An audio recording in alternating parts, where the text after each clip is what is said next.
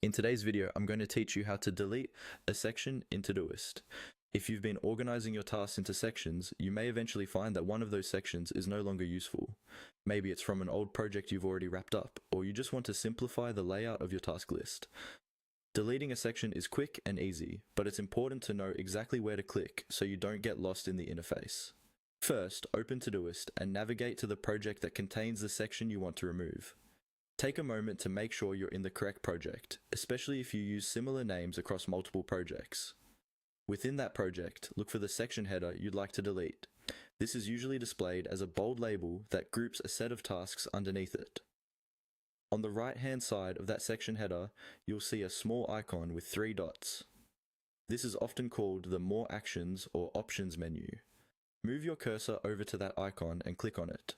When you click the 3 dots, a small drop-down menu will appear with several options related to that section.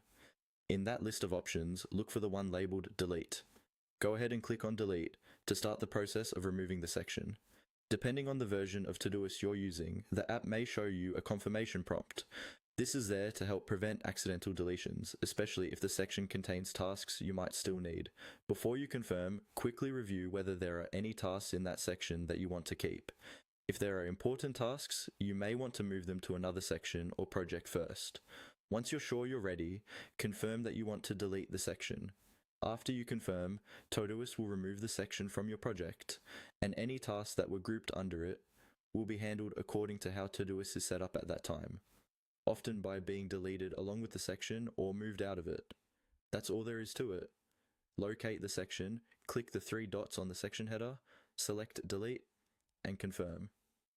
By knowing this simple process, you can keep your projects tidy and focused, removing sections that you no longer need and keeping your task list streamlined and easy to manage.